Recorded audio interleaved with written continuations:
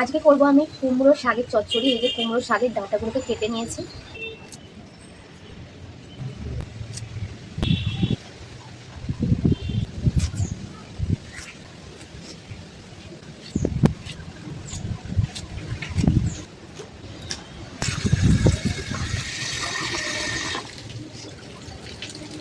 প্রথমে আমি শাকটাকে একটু শুকনো খোলায় নেড়ে নেব।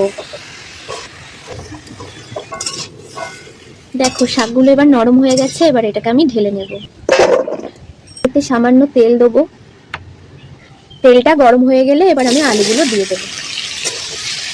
আলুটা আমার লাল লাল করে ভাজা হয়ে গেছে, এবার এর মধ্যে আমি শাকগুলো দিয়ে দেবো। দিয়ে ভালো করে নাড়াচাড়া করে নিয়ে এবার আমি এর মধ্যে হলুদ গুঁড়ো দেবো আর দেবো পরিমাণ মতো নুন।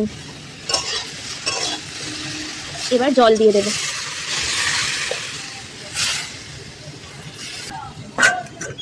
এবারে আমি তরকারির জন্য একটু পোস্ত বেটে নেব।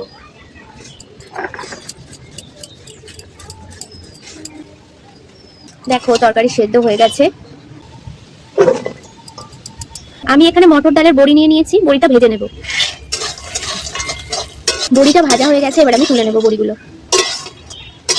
তেল দেবো, দেবো 5 ফোড়ন আর শুকনো লঙ্কা। এবার আমি এর মধ্যে পোস্ত বাটাটা দিয়ে দেবো।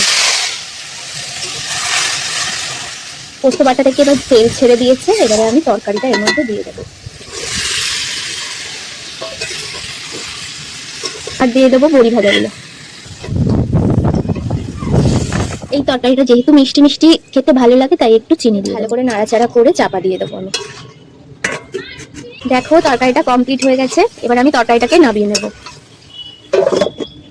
দেখো কুমড়ো শাকের ডাঁটা দিয়ে তরকারি আমার রেডি। শেয়ার করব।